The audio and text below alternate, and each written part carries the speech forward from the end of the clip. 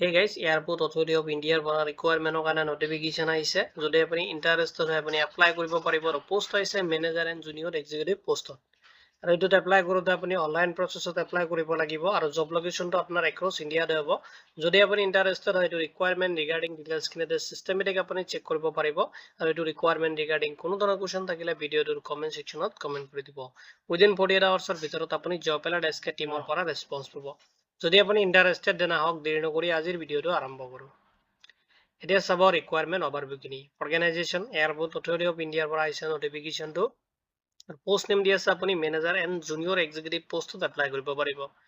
Advertisement নাম্বাৰটো দি আছে, যদি আপুনি বিচাৰে এইটো নোট কৰি ৰাখিব পাৰে। টোটেল ভেকেঞ্চিজ দি আছে, আপুনি এপ্লাই কৰিব পাৰিব 389 পোষ্টৰ কাৰণে। আৰু আপোনাৰ জব লোকেশ্যনটো এক্ৰছ ইণ্ডিয়াতে হ'ব। এপ্লিকেশ্যন যিটো মোড দি আছে আপুনি অনলাইনত আপোনাৰ এপ্লিকেশ্যনটো আপুনি ছাবমিট কৰিব লাগিব।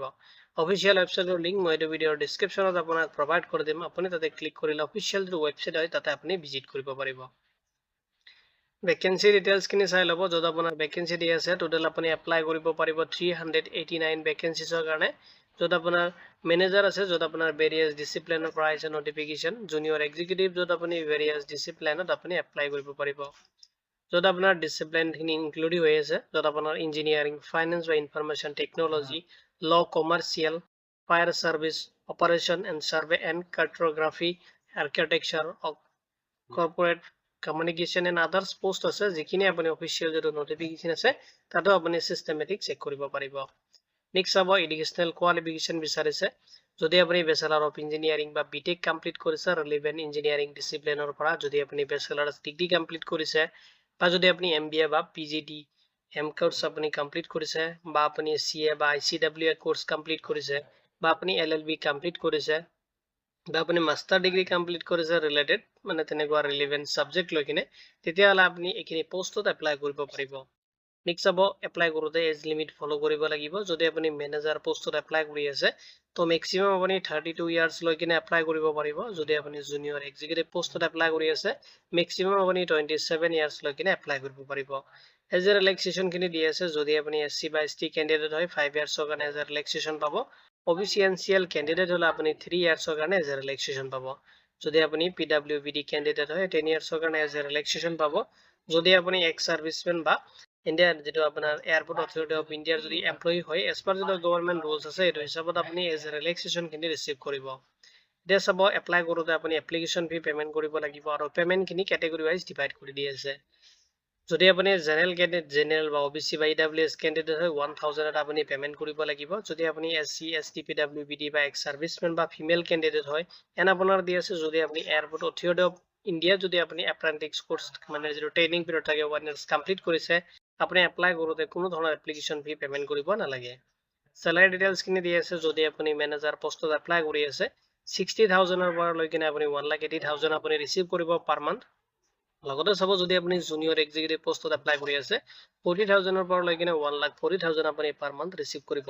লগতে ইনক্লুডিং হৈ থাকিব আদাৰ যিখিনি বেনিফিটছ আছে, ইনক্লুডিং হৈ থাকিব যিখিনি এলাউন্সেছ আছে, সেইখিনি আপুনি আপোনাৰ যিটো চেলাৰী হয় ইয়াৰ লগত পাব। আৰু এইটো এজ পাৰ যিটো এয়াৰপোৰ্ট অথৰিটি অফ ইণ্ডিয়াৰ যিটো ৰুলছ আছে এইটো হিচাপত এপ্লিকেবল হ'ব। চিলেকশ্যন যিটো প্ৰচেছ দি আছে, ফাৰ্ষ্টত আপুনি কম্পিউটাৰ বেছ টেষ্ট এটেম্প কৰিব লাগিব। নেক্সট আপোনাৰ এপ্লিকেশ্যনটো ভেৰিফিকেশ্যন কৰা হ'ব। নেক্সট ডকুমেণ্টছ ভেৰিফিকেশ্যন হ'ব। নেক্সট আপুনি ইণ্টাৰভিউ ফেচ কৰিব লাগিব। আৰু কিছুমানত আপোনাৰ স্কিল টেষ্ট আছে, নেক্সট কিছুমানত আপোনাৰ ভইচ টেষ্ট হ'ব। সেইখিনি টেষ্ট হোৱাৰ পিছত আপোনাৰ মেডিকেল এক্সামিনেশ্যন হ'ব। এইখিনি প্ৰচেছত আপোনাৰ যিটো চিলেকশ্যন হয় এইখিনি কমপ্লিট কৰা হ'ব। কেনেকৈ এপ্লাই কৰিব, ফাৰ্ষ্টত আপুনি অফিচিয়েল যিটো ৱেবছাইট আছে এইটোত ভিজিট কৰিব, যিটো লিংক মই এইটো ভিডিঅ'ৰ ডিছক্ৰিপশ্যনত আপোনাক প্ৰভাইড কৰি দিম। নেক্সট আপুনি ৰিকুৱাৰমেণ্ট যিটো ছেকশ্যন আছে তাতে ক্লিক কৰিব। আৰু তাতে আপুনি চাব যিটো মেনেজাৰ এণ্ড এক্সিকিউটিভ জুনিয়ৰ এক্সিকিউটিভৰ কাৰণে ৰিকুৱাৰমেণ্ট আছে তাতে ক্লিক কৰিব লাগিব। নটিফিকেশ্যনটো ডাউনলোড কৰি কিনে আপুনি থ্ৰুলি এবাৰ চেক কৰিব। আৰু তাতে চাব আপুনি এপ্লাই বাটনটো দি আছে তাতে ক্লিক কৰিব। আৰু তাতে আপুনি ফাৰ্ষ্ট টাইম ভিজিট কৰি কিনে আপোনাৰ ভেলিড কিছুমান ডিটেইলছ তাতে ফিল আপ কৰি কিনে ৰেজিষ্ট্ৰেশ্যন প্ৰচেছ কমপ্লিট কৰিব। নেক্সট আপোনাৰ অনলাইন এপ্লিকেশ্যন ফৰ্মটো কেয়াৰফুলি ফিল আপ কৰিব।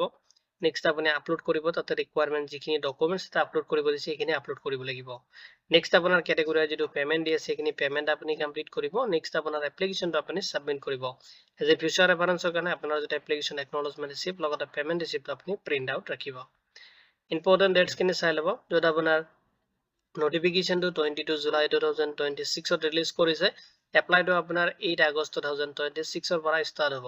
আৰু লাষ্ট আপুনি 7 ছেপ্টেম্বৰ 2026 লৈকে এপ্লাই কৰিব পাৰিব লাষ্ট আপোনাৰ যেটো পেমেন্টৰ ডেট দি আছে 7 ছেপ্টেম্বৰ 2026 লৈকে লাষ্ট আপুনি অনলাইন যেটো পেমেন্ট হয় এখিনি কমপ্লিট কৰিব পাৰিব ইম্পৰ্টেন্ট যিখিনি লিংক আছে মই এই ভিডিওৰ ডেসক্ৰিপচনত প্ৰভাইড কৰি দিম যদি ৰিকুৱাৰমেন্ট ৰিগাৰ্ডিং কোনো ধৰণৰ কোৱেশ্চন থাকে ভিডিওটোৰ কমেন্ট সেকশনত কমেন্ট কৰি দিব 48 আৱাৰ্ছৰ ভিতৰত আপুনি জব এলাৰ্ট এছকে টিমৰ পৰা ৰেসপন্স পাব ভিডিওটো চোৱাৰ বাবে ধন্যবাদ দিকিনে আজিৰ ভিডিও মই ইমানতে সামৰিছো